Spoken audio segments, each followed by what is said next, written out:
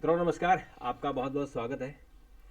मित्रों, आज की कुछ बहुत महत्वपूर्ण खबरें हैं जिनमें जो झारखंड के मुख्यमंत्री हैं शिबू सोरेन के बेटे हेमंत सोरेन, उनके यहाँ ईडी की छापेमारी और उनकी गिरफ्तारी का डर, और दिल्ली में अरविंद केजरीवाल ने ईडी के सामने प्रस्तुत नहीं हुए तो उनका गिरफ्तारी या उनके खिलाफ आगे एक्शन लेने का डर, और तीसरा जो गौतम अडानी को बहुत बड़ी राहत मिली है। सुप्रीम कोर्ट ने कहा है कि जो हिंडनबर्ग की रिपोर्ट आई थी उस पर कोई सीबीआई एसआईटी नहीं हो सकती, किसी रिपोर्ट के आधार पर नहीं हो सकती है।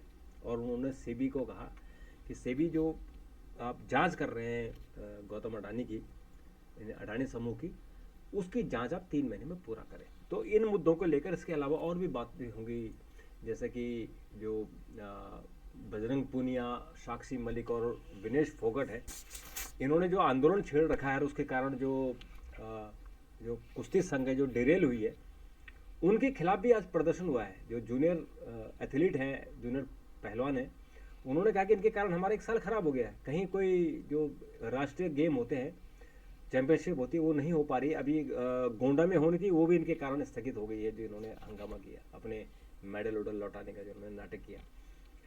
तो इस पर भी बात करते हैं। तो मित्रों, सबसे पहले हम बात करते हैं ईडी और दो मुख्यमंत्रियों की जो शामत आई है। अरविंद केजरीवाल को पिछले अक्टूबर से, दिवाली से पहले से करीबन 4 बार नोटिस भेजा जा चुका है शराब घोटाले को लेकर, लेकिन वो ईडी के सामने प्रस्तुत नहीं हो रहे। आज उनको प्रस्तुत होना था, लेकिन उन्होंने कहा कि मैं चुनाव में बिजी हूं, इसलिए मैं नहीं आऊंगा, और वो चुनाव में बिजी रहे, वो नहीं गए। उन्होंने कहा कि अपना सवाल भेजिए, हम सवाल का जवाब देंगे। और वो कह रहे हैं कि जो ईडी बुला रहा है वो इलीगल है, यानी गलत तरीके से बुला रहा है, इसलिए वो नहीं आ रहे। अब ईडी के पास क्या ऑप्शन है? एक ऑप्शन ये है कि वो इनको अरेस्ट करें, लेकिन अरेस्ट करने से पहले उनको एलजी की परमिशन लेनी होगी। और या ईडी सुप्रीम कोर्ट में जो ये शराब घोटाले का मामला चल रहा है, या जो दिल्ली के स्थानीय कोर्ट में चल रहा है, वहाँ से परमिशन ले केजरीवाल को गिरफ्तारी के लिए, या वहाँ से डायरेक्शन दिलाए कि केजरीवाल ईडी के सवालों का जवाब दे। तो अब इसमें ईडी एक्शन क्या लेगी, क्योंकि 4 नोटिस पूरे हो चुके हैं। तो 5वां नोटिस वो कैसे होगा, वो कोर्ट के थ्रू होगा या उनको अरेस्ट करके होगा, ये एक सवाल है। हालांकि इसमें ये भी एक चर्चा हो रही है कि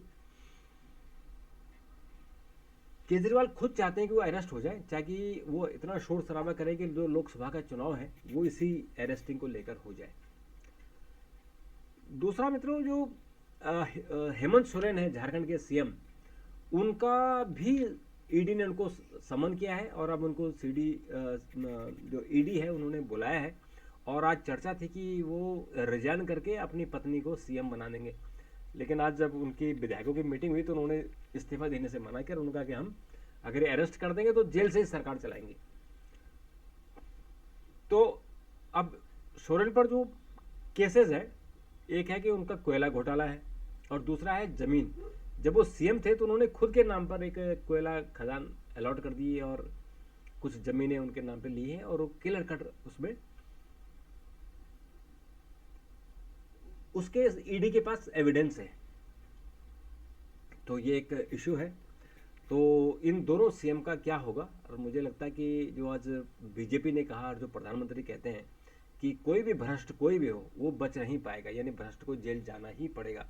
तो ये भी हो सकता है कि इंडिया गठबंधन, जो सभी विपक्षी दल एकजुट हो रहे हैं, उसमें शिबू सोरेन भी हैं, केजरीवाल भी हैं। तो इस तरह से इनको जो एक एक करके अगर अरेस्ट हो जाए, जो भ्रष्टाचार है, जिन पर भ्रष्टाचार के आरोप हैं, तो इंडिया गठबंधन वैसे खत्म हो जाएगा। यानी 2024 की जो तैयारियां चल रही हैं वो हर लेवल पर तैयारी चल रही है। और अब ये इन नेताओं का दुर्भाग्य समझिए कि इन पर भ्रष्टाचार के आरोप है। तो इसलिए आप ये भी नहीं कह सकते कि जो सरकार है वो राजनीतिक जो बदला की कार्रवाई नहीं कर रही है। तो इनके अलावा मित्रों, जो आज और एक बड़ी खबर आई है, वो आई है सुप्रीम कोर्ट से। अडानी को लेकर जो हिंडनबर्ग की रिपोर्ट थी, उस पर लोगों ने कहा था कि शिकायत दर्ज की थी, और अब पीआईएल डाली थी कि उनके खिलाफ एसआईटी या सीबीआई से जांच होनी चाहिए, तो सुप्रीम कोर्ट ने मना कर दिया। सुप्रीम कोर्ट ने कहा कि राहत दे दी है, और उन्होंने कहा कि जो एसआईटी और सीबीआई से इसकी ज़रूरत नहीं है। और उसके बाद जैसे ही सुप्रीम कोर्ट का डिसीजन आया, तो वैसे ही अडानी के शेयर चढ़ गए और आसमान छूने लग गए। और उसके बाद जो सेबी को कहा है सुप्रीम कोर्ट ने कि आप 3 महीने के भीतर जो जांच है ये, कि जो उन पे अडानी पर अडानी पर आरोप है कि उन्होंने शेयर मार्केट को मैनिपुलेट किया, और मैनिपुलेट के कारण उन्होंने अपने शेयर बढ़ाए। और दूसरा, उनके जो उन्होंने एक एसआईपी लॉन्च किया था, एक उन्होंने मार्केट में एक अपना शेयर उतारा था, उस शेयर का उन्होंने गलत वैल्यू लगाई थी। तो इस तरह से उनकी जांच चल रही इस बेस पे, लेकिन सुप्रीम कोर्ट ने आज उनको राहत दे दी है। और उस पर अडानी ने कहा है कि माननीय उच्चतम न्यायालय का फैसला दिखाता है कि सत्यमेव जयते, मैं उन लोगों का आभारी हूँ जो हमारे साथ खड़े हैं। और मित्रों, इसके अलावा कांग्रेस ने कहा है कि सेबी के प्रति असाधारण उदारता है ये, और अडानी समूह को जो लेन देन हुआ है उसको लेकर सुप्रीम कोर्ट के फैसले को असाधारण तरीके से उदार बताया है कांग्रेस ने। तो मित्रों, इसके अलावा एक और घोटाला दिल्ली के एलजी ने पकड़ा है, और उन्होंने वन विभाग में 223 करोड़ रुपए का एक घोटाला हुआ है, और उसको सीबीआई को उन्होंने सौंप दिया है। रिश्वत मामले में स्वास्थ्य विभाग की महिला कर्मचारियों के विरुद्ध भी जांच के आदेश दिए हैं। ये दिल्ली में आपको पता होगा कि नकली दवाइयाँ का एक घोटाला सामने आया कि जो दिल्ली सरकार के अस्पताल है और मोहल्ला क्लिनिक है, उनमें दवाइयों की जगह नकली दवाइयाँ बिक रही है, तो उसको सीबीआई को चला गया है। और एक जो दिल्ली के उपराज्यपाल है, उन्होंने नए कथित वन एवं वन्यजीव विभाग में 223 करोड़ रुपए के घोटाले की सीबीआई जांच कराने का उन्होंने प्रस्ताव को मंजूरी दे दी है। अब एक गृह मंत्रालय जाएगा, गृह मंत्रालय इसको सौंप देगा। तो केजरीवाल सरकार की इसमें एक और प्रॉब्लम खड़ी हो गई है। दूसरा मित्रों, जो हमारे पहलवान हैं जिन्होंने देश का नाम रोशन किया, बजरंग, साक्षी और फोगाट, इन्होंने लगातार आंदोलन किया। अभी जब नई एसोसिएशन बन गई, नया फेडरेशन बना और उसमें संजय सिंह को रखा गया था, तो उन्होंने फिर उसके खिलाफ अपने award, Arjun award, Padma Shri award सब लौटा दिए। तो इनके खिलाफ जो जूनियर पहलवान है, उन्होंने आज प्रदर्शन किया और उन्होंने कहा कि इन्होंने हमारा 1 साल खराब कर दिया है। और इन पहलवानों ने भी आज आकर कहा कि हमें एसोसिएशन से कोई दिक्कत नहीं है, उसमें संजय सिंह से दिक्कत है, क्योंकि वो ब्रजभूषण सिंह का आदमी है। और वो ये भी कह रहे हैं, साक्षी मलिक ने जैसे आज कहा कि उनके घर उनके माता को फ़ोन जा रहे हैं, उनको धमकाया जा रहा है कि ब्रजभूषण शरण सिंह के खिलाफ नहीं बोलना है। हालांकि ब्रजभूषण कह चुके हैं कि अब वो इस्तीफा दे चुके हैं, वो किसी भी तरह से अब कुश्ती जो फेडरेशन है उसमें उनको कोई रोल नहीं है। और मित्रों, इसके अलावा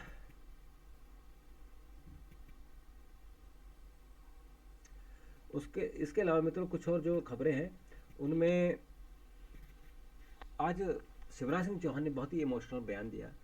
वो आज उन्होंने मुख्यमंत्री आवास खाली कर दिया और नए आवास चले गए। वहाँ उस आवास के बाहर उन्होंने दिया मामा का घर, और उसके बाद उन्होंने पब्लिक में कहा कि कभी कभी ऐसा भी होता है कि राज तिलक होते होते वनवास हो जाता है। तो वाकई उनका राज तिलक होना था, क्योंकि चुनाव उन्होंने जिताया और 165 सीटें रिकॉर्ड वोट उनको मिले, लेकिन उनके कारण उनको वोट जो मिले हैं उनको सीएम नहीं बनाया गया, और उनकी जगह डॉक्टर मोहन यादव को सीएम बनाया गया है। तो इस तरह से कुल मिला के उनको जो है उनको रास्ता तलक होते होते रह गया। तो महिलाओं ने कहा कि हमारा भैया हमको छोड़ के नहीं जाना चाहिए।